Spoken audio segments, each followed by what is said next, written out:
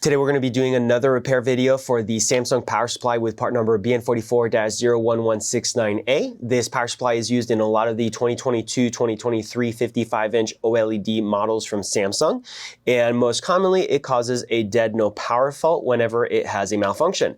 Now we've done a few repair videos in the past. The reason we're doing another video on this one is because it has a more advanced failure. So let's take a closer look at it and see what's going on. When taking a look at the board from the back, at the very top left, we have an IC chip over here. And if we zoom in on it with our microscope, we'll notice the ID location ICS801S. Now, this is the chip that most commonly fails. And we did receive this board from a customer. They did try a repair on it. They replaced the IC chip because per our videos, they had confirmed it was shorted. And the way we confirmed the short is by checking pin number 10 to 12 over here. And according to our multimeter, we're getting about 5 mega ohms. So I believe that we're supposed to see about 10 kilo ohms or so. Originally, they had 50 or so ohm short, so they did do the replacements, and the board was still not powering on. So we got the board sent in to us, and we had a couple items that we had to touch up. So we actually redid the job because a couple of the pins weren't quite making proper contact. It turned out that wasn't the extent of the issue. We also had actually some damage to a couple capacitors up here. I don't believe related to a naturally occurring failure, possibly from the prior repair attempts. But after further diagnostics, what we found was that this transistor, QS801CS, and the one over here, QS802CS, are both shorted as well. So back to our multimeter, when I do a measurement, I'm getting 0 ohms. And so what I'm doing is I'm going from the top pad to the bottom right leg and to the bottom left leg. And regardless, we are getting 0 ohms from our multimeter. If we do the same measurements on the lower transistor, we have the exact same readings, 0 ohms. So that means that all 3 legs are all shorted to one another.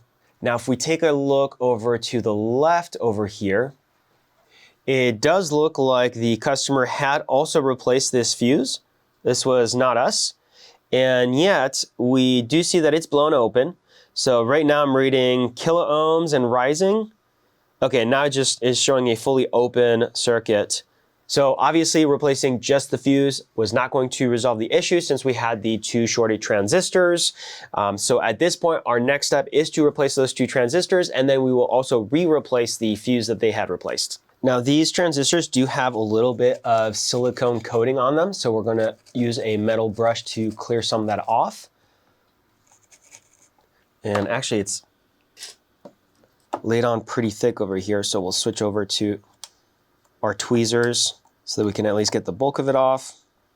For those of you who don't know me, my name's Nick. I started Nick's TV Repair over a decade ago, and since then have fixed over 1,000 Samsung power supplies. Now for the removal process, for these I'm gonna start off with the iron. We're just adding a little bit of solder to the joints. I'm trying to get good flow. And then on the large pad over here. All right, now for the removal of these 2 transistors, because they are soldered down onto the board, we're gonna use our hot air. And so what I like to do is use my hot air in combination with the iron, and that's just so that we can introduce a little bit more heat quicker. I prefer to do very high heat for less time than lower heat for longer, because I feel that I'm more likely to bubble or damage the PCB. Oh, you see how it bubbled right there? And so that's why I try to spend as little time as possible with the hot air if we can, because you're more likely to cause the bubbling when you stay on there for longer. There we go. Now, when the PCB bubbles up like that, it's not gonna make it so that we can't fix it. We're just gonna have to be cognizant of it when we're doing our installation to make sure that the component lays flush and flat on the board. So we'll just have to put a little extra pressure downwards on it.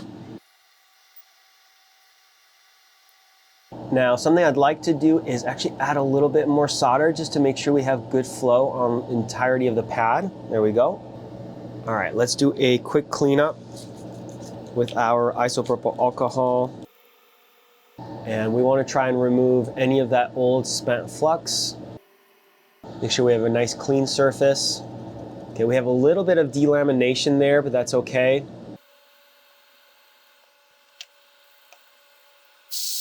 For the new transistor, we're going to start by adding a good amount of solder to the large pad.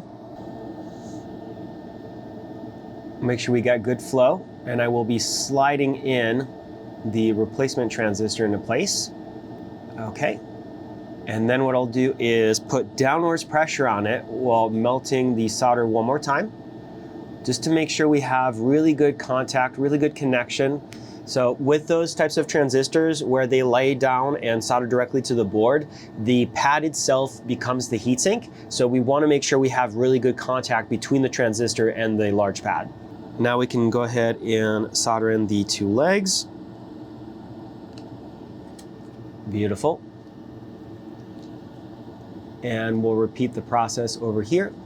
If you have a defective power supply that you would like to send in for us to fix, we do offer flat rate services which come with a 1-year warranty, and those are available on our website, which I will link in the video description down below.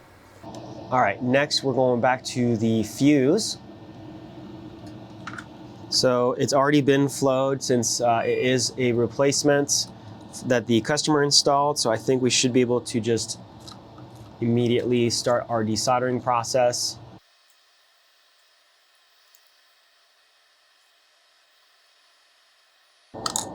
All right, and it sounds like the fuse already fell through. There it is, and yep, as you can tell, it is burnt. Now the fuse is located underneath this heatsink, so we'll remove it. We just have 2 screws, and the heatsink should come off. All right, it's looking like this thermal paste is quite dry, so we'll probably want to replace that as well. All right, and this is the location of the fuse. It was right here, and we can see 250 volts, and I believe it's a 5 amp rated. So actually, while we're here on this camera angle, let's flip the board back over, and we're going to do a quick check on the transistors that we replaced. So earlier, as you recall, we had dead shorts. We are now getting 6.39 mega ohms. Same thing, 5.5, 5.6, 5.6. Okay, I mean, that does confirm that we have gotten rid of the shorts, so we should be okay to replace the fuse and power up the power supply. So we'll feed our replacement through, and we can now solder it down. We'll cut off the leads. And so on this side, you can see the paste is pretty dried up in certain areas. We're just going to remove some of it, and we're going to put our own fresh thermal paste. We want to make sure we have really good heat dissipation. If we don't,